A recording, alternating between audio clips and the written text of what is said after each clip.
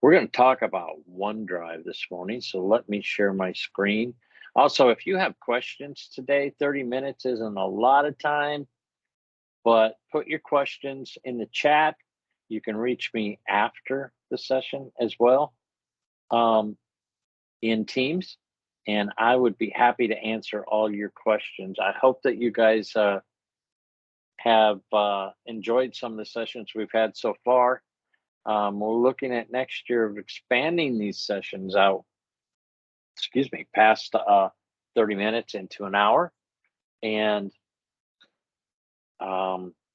it looks like we've been pretty successful with over 5,000 registrations. So that's pretty cool. So let's share this screen and let's talk about OneDrive. And let's close that. Let's close that. And let's just go to a SharePoint site. Now, OneDrive for Business. A lot of times, or sometimes, you may see two different OneDrives. One says OneDrive, and one says State of North Carolina, typically. There is a personal OneDrive, and there is a OneDrive for Business. OneDrive for Business is what we use here at the state. We do not use the personal version. The difference between the two is OneDrive personal, other than a lot of agencies have started to block it and use and hide that part of it. But OneDrive personal is a lot like Dropbox or other internet content management stuff that you would just keep your documents in. OneDrive for Business is much more than that. OneDrive for Business isn't like a network or a web share. Even though you can do some sharing, OneDrive for Business is tied to almost everything we do in 365. For example, the default location for saving videos, for saving Word files, Excel files, that is all in OneDrive. Now, as a best practice, I like to say that OneDrive for Business should, and I always use the word should because it's not mandatory, but best practice is going to give you the definition that is going to give you the best results if you go that way. Using the web version is a best practice because you have fewer problems with it. Now, there is a sync tool in here. And we'll briefly touch on that. These are, this is my OneDrive. And again, let's go back. Click on the waffle icon. OneDrive. Now, let's talk about some of the specifics. OneDrive sits on top of a SharePoint document library, and you will probably never see that SharePoint library. Microsoft's done a really good job of hiding the underlying SharePoint site. But the reason I bring it up is because your OneDrive is not like that network share. It has to follow a lot of the rules that are already in SharePoint. For example, number of documents. You can have up to 30 million documents in a document library. Same thing with OneDrive. Quite a few less if you're doing this sync. By sync, I mean syncing down to your laptop. Now, most people these days have access to the internet. And the only time you really need to sync something is when you don't have access to the internet. Now, here's some problems you'll have if you depend heavily on that downward sync. It is a sync tool. So if you're sharing your documents with your team through OneDrive and you retire, you get a new job, what happens is that when you leave and your email account is disabled, your OneDrive goes through a countdown, and in 5 years, which sounds like a long time, everything is deleted. Now, also, a lot of those documents that were shared with other people are going to go away after a certain period of time. People can delete things if you've given them that.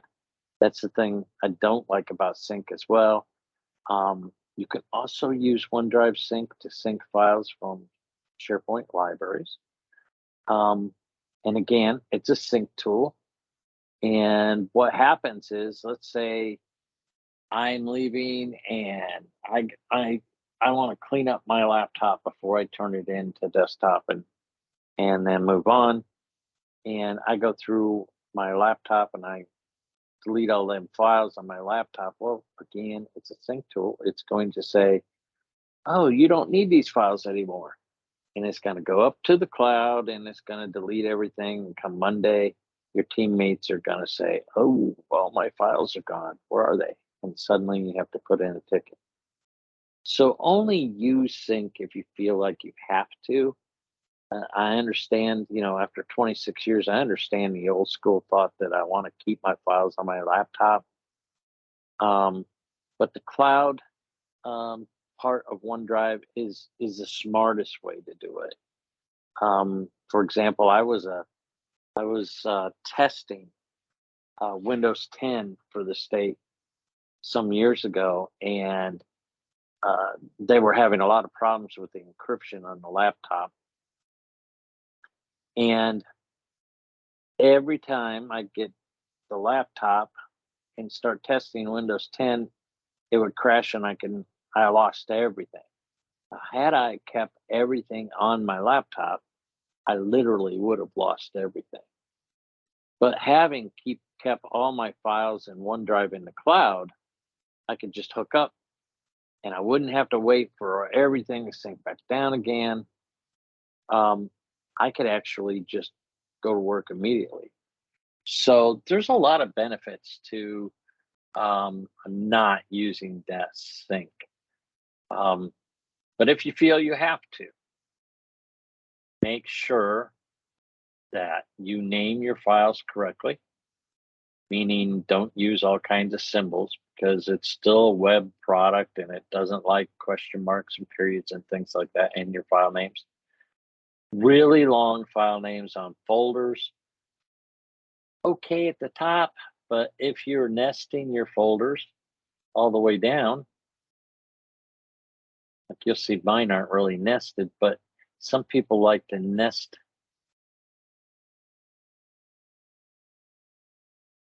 oh, we're good. So everybody's following best practice there. Best practice, 2, no more than 3 down nested. And here's the really important reason why. Is because, again, this is a web tool. I'm going to go up here and you're going to see the URL. There is a limitation on characters here. So if I nest 7 folders deep, all my folders have really long descriptive names. All my files have really long descriptive names. Once you hit 400 characters, and it's 400 sounds like a lot, but it's really not when you come to URLs. And if you've ever copied a URL from SharePoint, you'll know exactly what I mean. So you want to be careful not to do that because then you won't be able to actually work with anything at that point. All right, so let's talk about some of the things that we can do. Now, a lot of agencies and divisions are saving a lot of money by moving their files to OneDrive. And that's because your OneDrive storage doesn't cost you anything. It's automatically backed up. And like I said, it's kept for up to 5 years, even after you leave. There's a lot of pluses there. And again, did I say they don't charge us extra for it? You get up to a terabyte worth of space to use for your own. Now, if you're doing saving to a network storage, you're going to end up paying for that storage. You're going to pay for backups and everything under the sun. And that hardware costs money, electricity, all that kind of stuff. So this is really smart. We have had agencies save a lot of money by moving to OneDrive. Now, OneDrive is intended to be used like your P drive or S drive or your network storage, whatever letter we use there. It's intended for your working files. But there are other things that are put on there as well. If you are the organizer of a meeting and you record that meeting, it's going to save your meeting recordings to OneDrive. In my previous session on Microsoft Lists, there's the option when you do a Microsoft List to save it locally, or not locally, save it to OneDrive, and that's exactly what it'll do. There's a lot of other things that stay here. You will see Microsoft Teams chat files. OneNote notebooks are in OneDrive now. So there's a lot of things in there. Let's walk through here. I can actually click on new, create a new folder, or I can create a new document.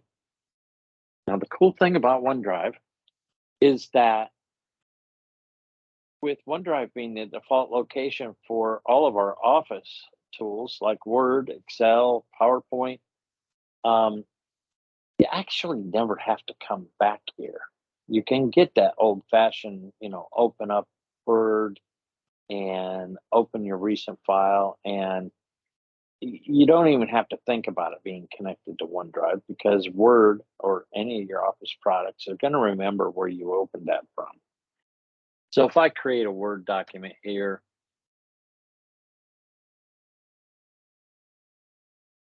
come on. I didn't like my pop-up.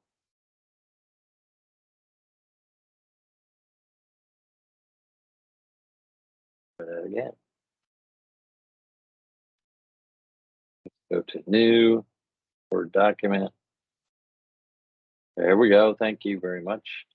You notice that directly from OneDrive, I'm using the web version of Word.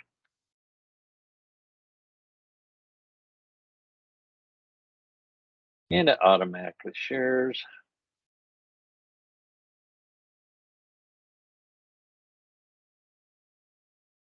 And let's go ahead and close it. Now let's see what we got.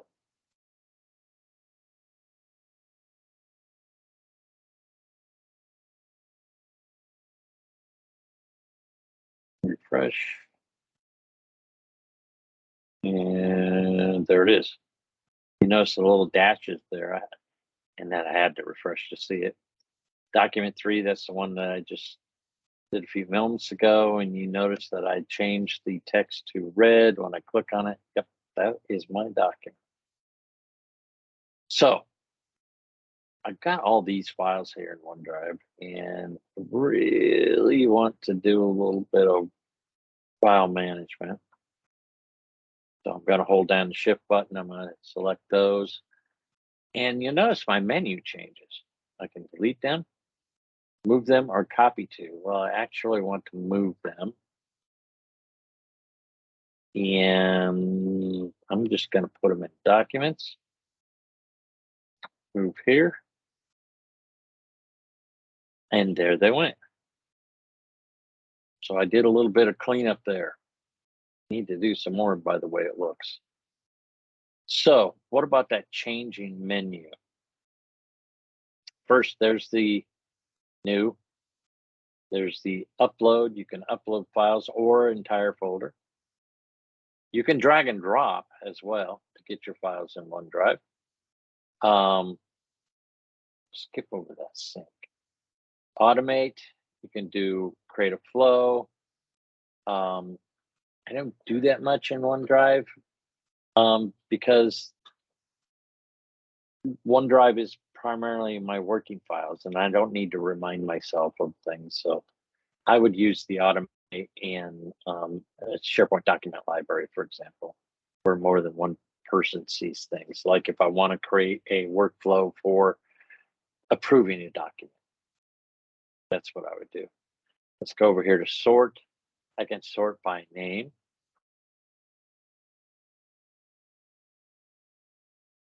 Modified a lot of different things there. If I click on this, I can do a compact list. 4 tiles. Right, the list. Now let's see what happens. What are my choices here? Let's go down here, the Word document again, and notice the change in the menu again. If I go over here, I can open it in the browser or I can open it in the app. Again, when you open a file in OneDrive in an Office tool like Word or Excel, it will always remember where that file is. And that's important because then you don't have to keep multiple versions of the same file in multiple places, which used to drive us crazy years ago. I have a share button. If you've attended any of my Q&A sessions, or training sessions, you will know that I don't particularly care for the share.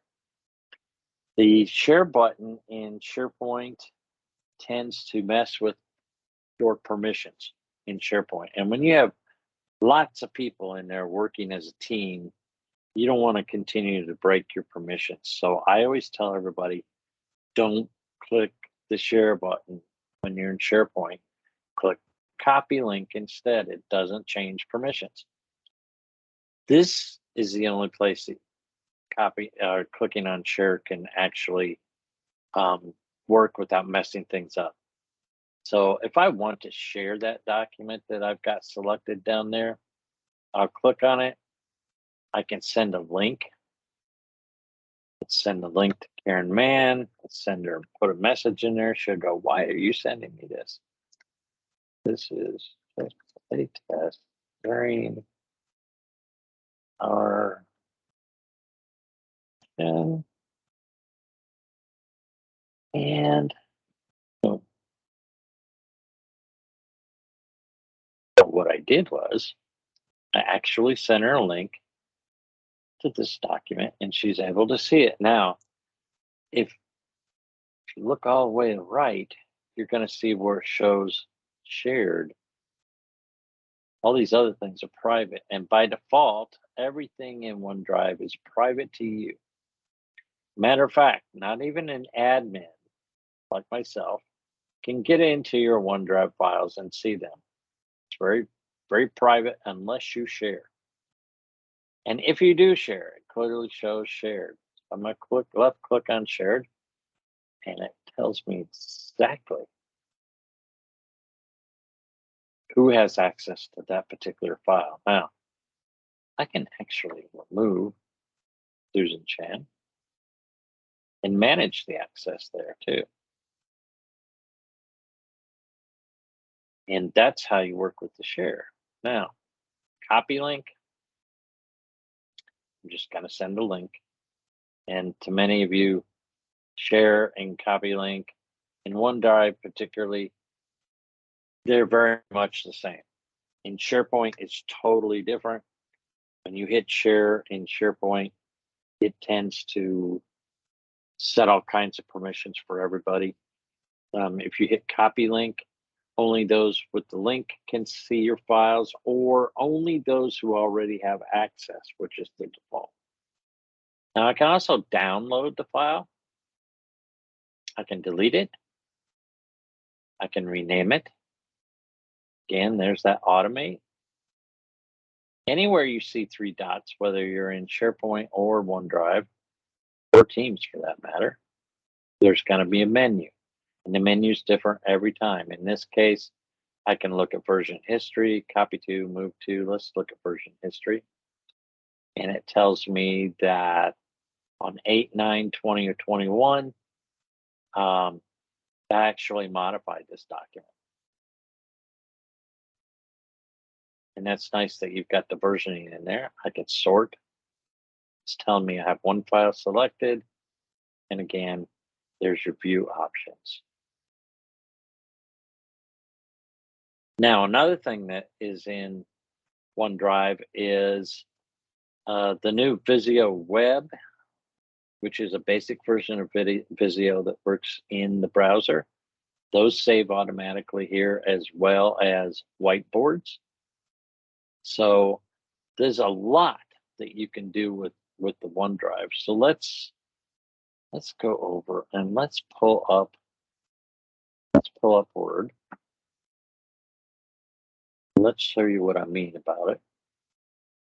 It's going to open Microsoft Word for me.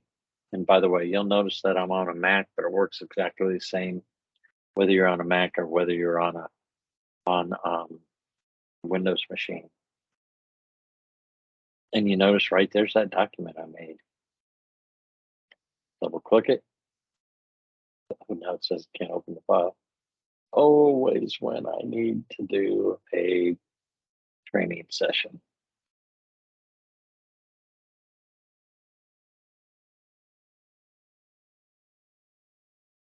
There you go. Open that one.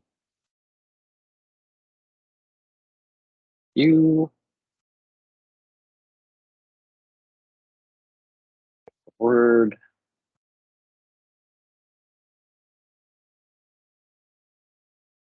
Click.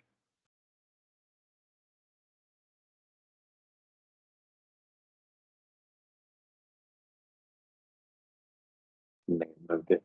That's why. So let's go to open. And you notice that in Word, right there's my OneDrive. You also see that I can access sites that I have permission to, but let's go to OneDrive. I can put a lot of that stuff in Docs. That's why I got the menu, Documents. And there it is. That's why I got the error message. Couldn't find it. Try to open it again. There it is, right with the red text. So let me look at the questions. If you put questions in the chat, let's see if I can answer some of them real quick. And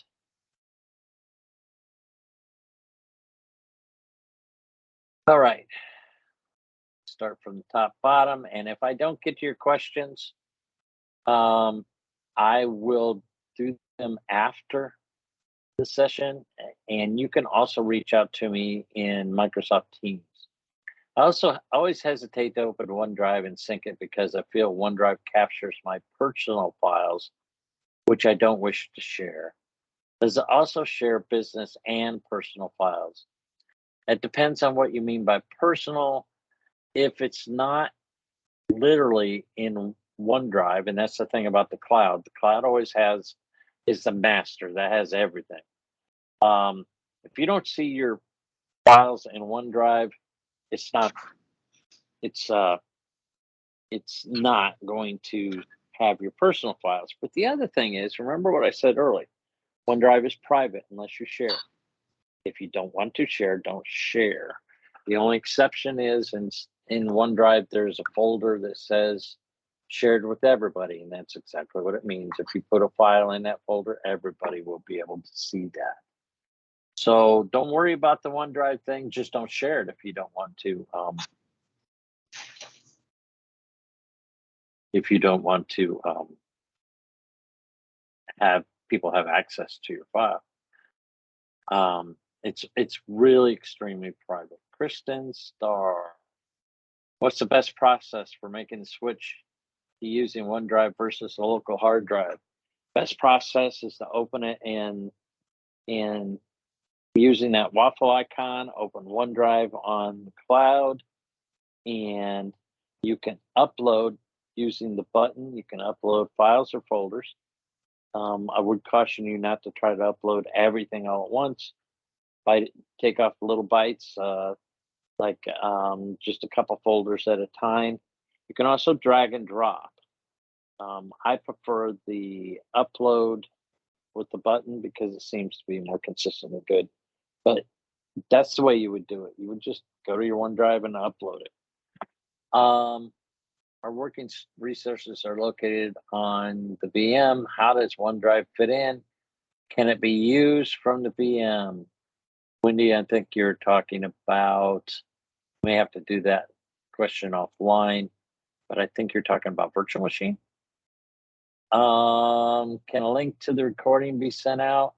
I had difficulty getting into the room for the first 8 minutes. Yes, we're going to post a link to all the sessions that happened today.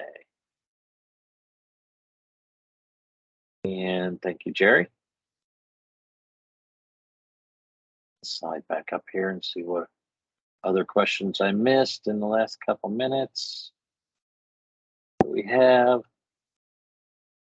there's a recycle bin in OneDrive and local Windows. OneDrive does have a wonderful recycle bin if you accidentally delete something, but here's the cool thing. It also has the ability for you to restore your OneDrive. Everybody's heard about the ransomware, but hopefully we never get it in 365. But if I click on this gear icon up here, notice what you see, restore your OneDrive. If I click that, this is your own personal backup. So I can actually go back to yesterday.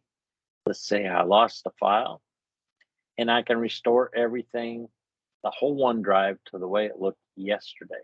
Just remember, when you restore, the further back you go, it's going to restore it exactly, in this case, like it was a week ago.